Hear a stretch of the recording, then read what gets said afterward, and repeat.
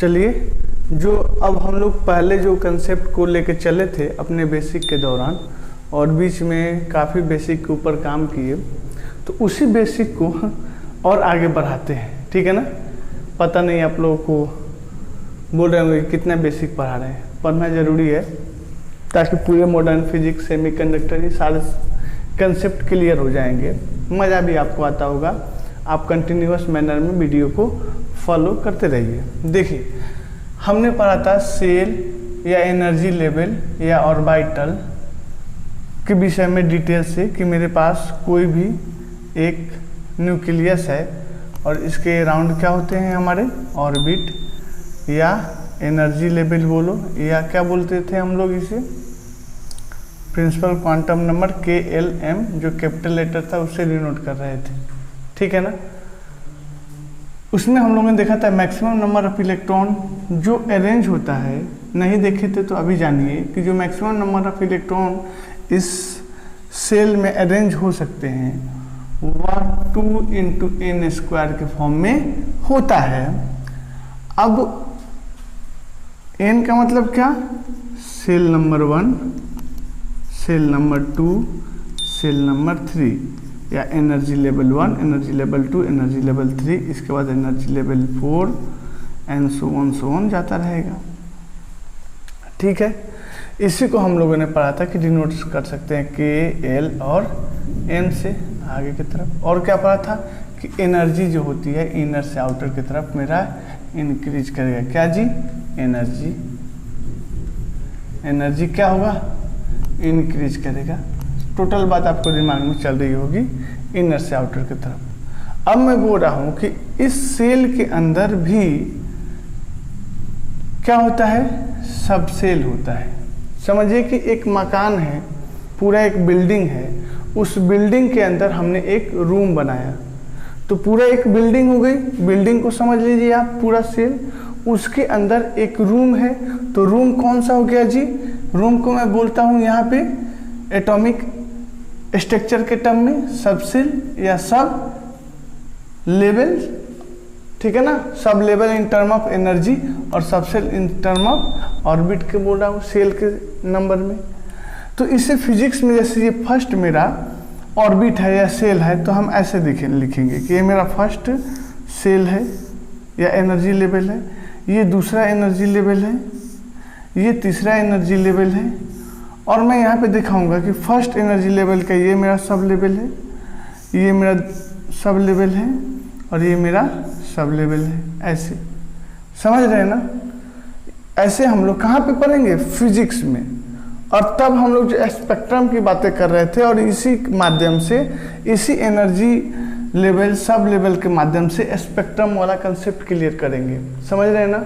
तो आप यहाँ पे समझना जरूरी है कि जो भी एनर्जी लेवल होगा उसे हम ऐसे शो करेंगे कि ये K है, ये L है, ये M है। समझ रहे हैं ना। ओके, अगर आप लिखना चाहें तो ऐसे भी लिख सकते हैं, energy level 1, energy level 2, energy level 3। ठीक है ना, जो कि बोर्स मॉडल जब हम पढ़ा रहे थे तो वहाँ पे लिखे भी थे, कोई दिक्कत नहीं। अब मैं बोल रहा हूँ कि इस हर सेल के अंदर क्या होता है जी, इस सेल के अंदर क्या होता है, सब सेल होता है। एनर्जी के टर्म में बोलिएगा तो इस एनर्जी लेवल के अंदर सब लेवल होता है, सब लेवल होता है। ठीक है।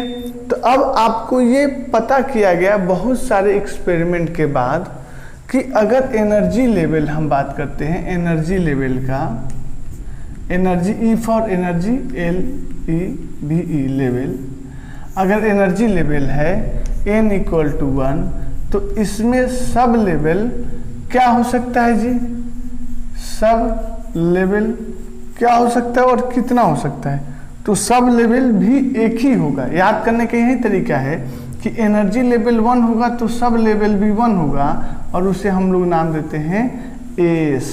आप देखते हैं ना SPD, जब इलेक्ट्रॉनिक कॉन्फ़िगरेशन लिखते हैं तो वही वाला S यहीं से आता है वहाँ पे लिखने के लिए। वो अभी तुरंत क्लियर हो जाएंगे कि हम कैसे इलेक्ट्रॉनिक कॉन्फ़िगरेशन लिख पाते हैं। पहले पूरे ध्यान से आप यहाँ पे समझिए, पूरा कंसंट्रेशन यहीं पे रहना चाहिए। अब हम लोग बात कर रहे हैं एनर्जी लेवल 2 की। एनर्जी लेवल 2 का, ठीक है। तो एनर्जी लेवल 2 में सब लेवल की संख्या भी 2 होगी, क्योंकि मैंने बोल दिया कि जितनी एनर्जी लेवल होगी 2, 3, 4 तो उतना ही सब लेवल होगा। याद करने के लिए यही तरीका बेस्ट है। तो 2 होंगे मेरे पास सब लेवल, कौन कौन होगा, एस, और एक को बोलेंगे पी, ठीक है।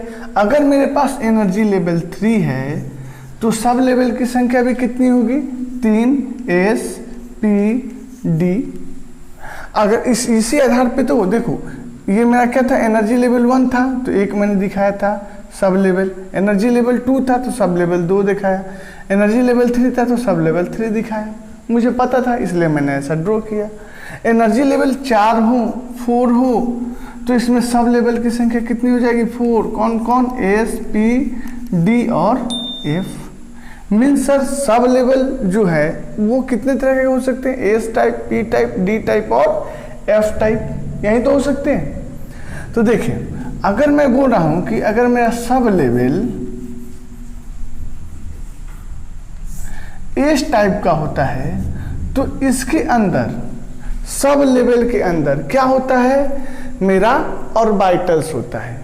सब लेवल के अंदर क्या होता है, मेरा ऑर्बिटल्स होता है। तो इसको भी बहुत सारे एक्सपेरिमेंट के बाद पता किया गया और हमें क्या पता लगा उसे ध्यान रखना है। क्या आपको ध्यान रखना है जी, देखिए अब मेरे पास सब लेवल कितने कैटेगरी के हैं आपके दिमाग में होना चाहिए। एस टाइप का हो सकता है, पी टाइप का हो सकता है, डी टाइप का हो सकता है, एफ टाइप का हो सकता है। तो इस सब लेवल के अंदर भी क्या होते हैं, ऑर्बिटल्स। जो अभी हमने एग्जांपल दिया कि जो मेरा एनर्जी लेवल होगा उसे पूरा बिल्डिंग मानो, और उस बिल्डिंग के अंदर जो रूम है उसे सब लेवल मानो, और रूम के अंदर जो हम लोग रहते हैं उसे आप क्या मानो, ऑर्बिटल्स, ठीक है।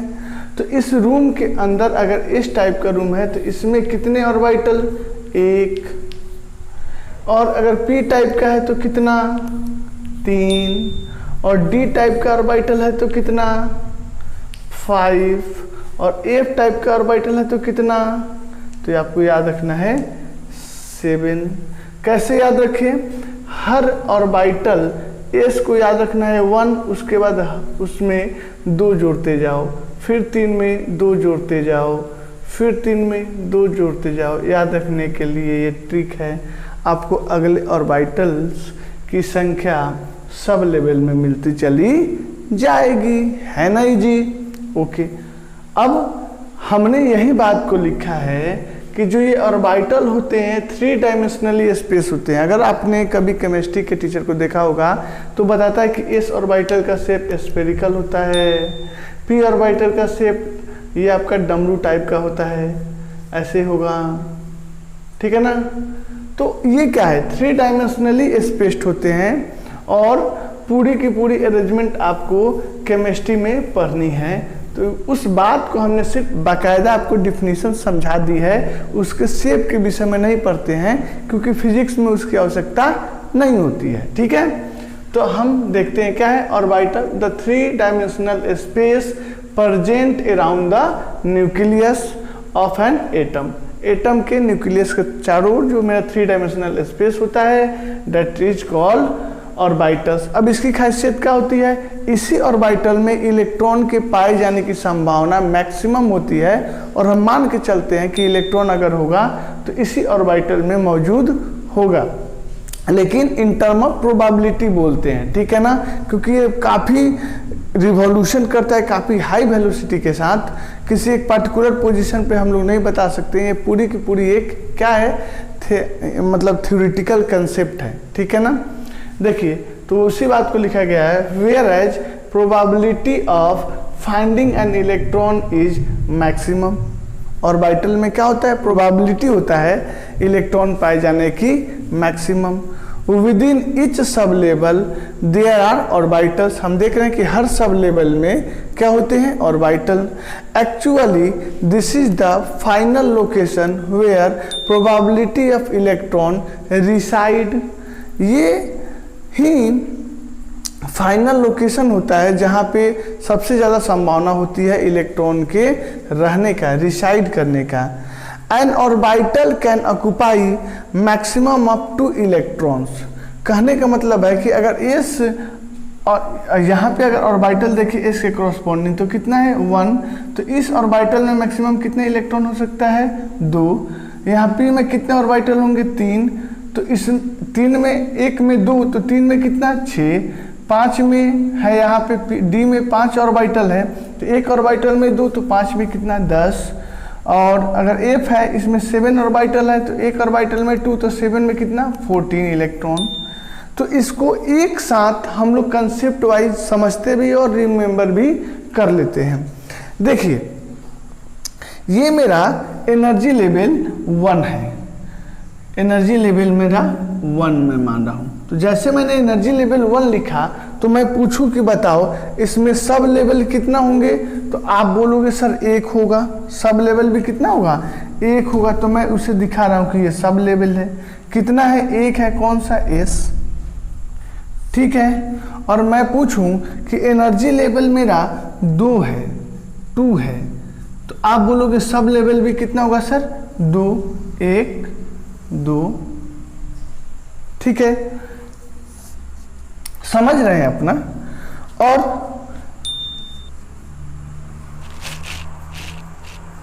और एनर्जी लेवल मेरा 3 होगा, तो सब लेवल कितने होंगे 3, 1 2 3।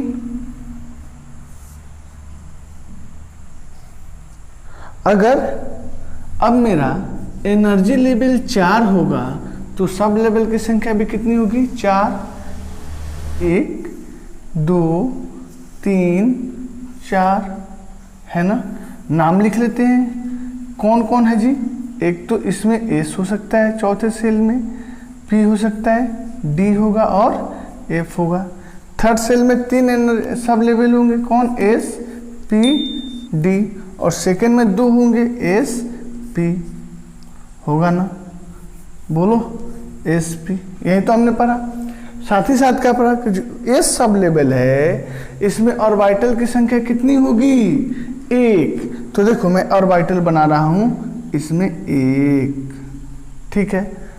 S energy level 2 sub level 2, लेकिन एस ऑर्बिटल, एस जो सबसेल है इसमें ऑर्बिटल की संख्या 1, पी में ऑर्बिटल की संख्या कितना 3, तो 1 2 और कितना हो गया जी 3।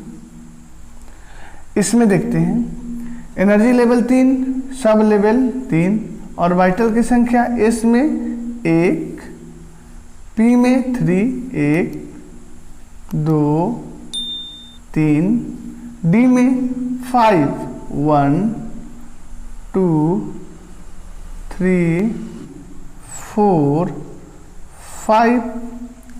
एनर्जी लेवल 4 में सब लेवल 4, और एस जो सब लेवल है इसमें ऑर्बिटल की संख्या 1, पी में 3 1 2 3, डी में 5 1 2 3 4 5, और एफ में कितने जी 7 1 2 3 4 5 6 7।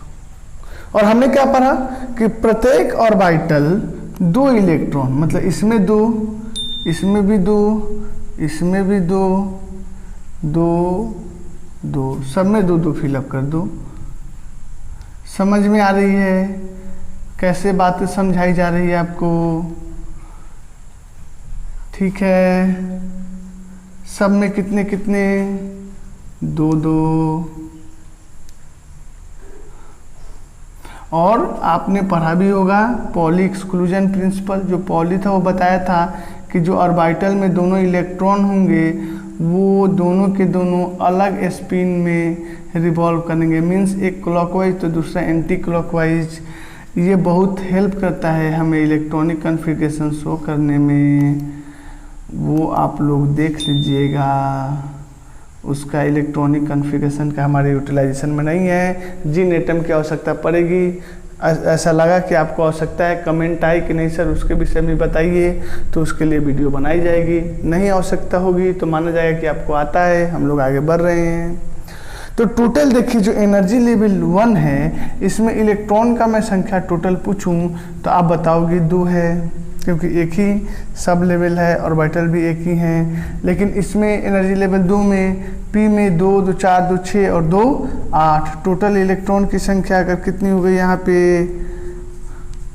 2, लेकिन यहाँ पे इलेक्ट्रॉन की संख्या कितनी हो गई 8। यहाँ पे इलेक्ट्रॉन की संख्या मैं पूछूं तो 5 दूना 10, 3 दूना 6, 10 6 16 और 2 18।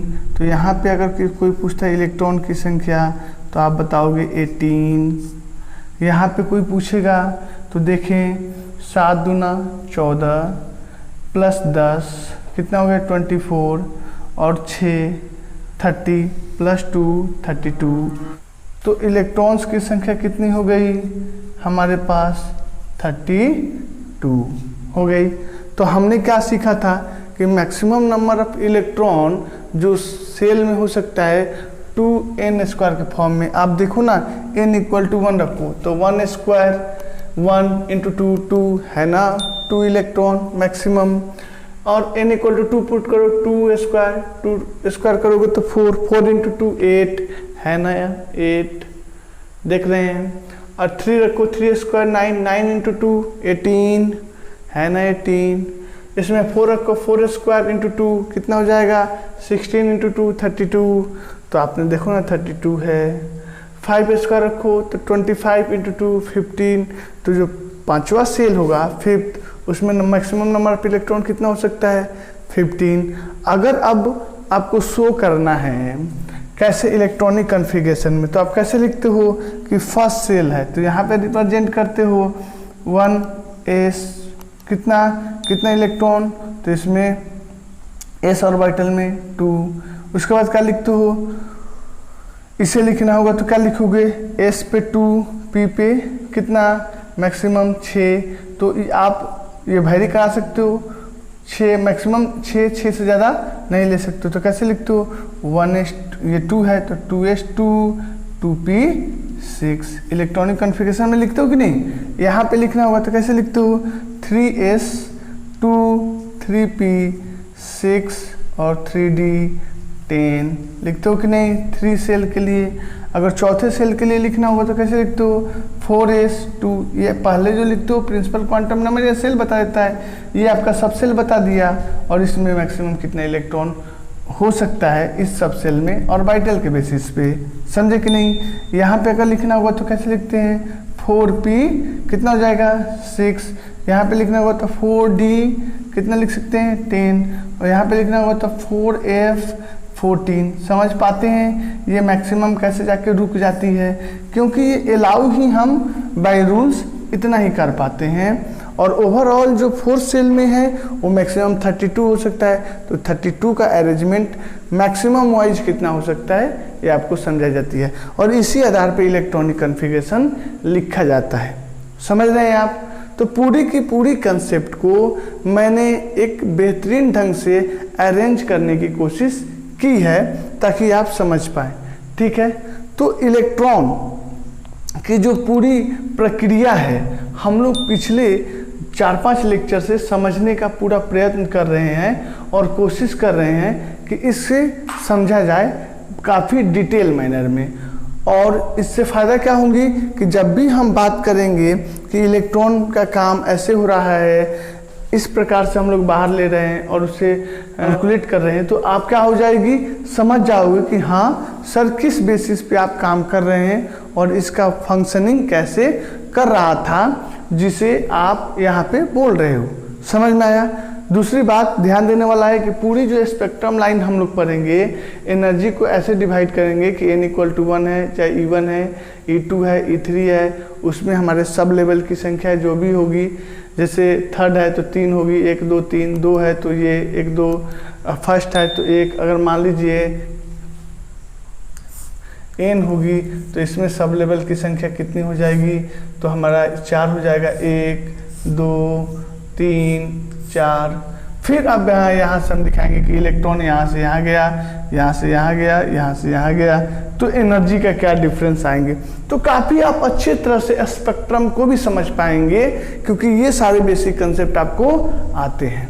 ठीक है, इसमें अगर कहीं भी डाउट हो तो आप ज़रूर कमेंट कीजिएगा। ठीक है, तब तक के लिए बाय बाय।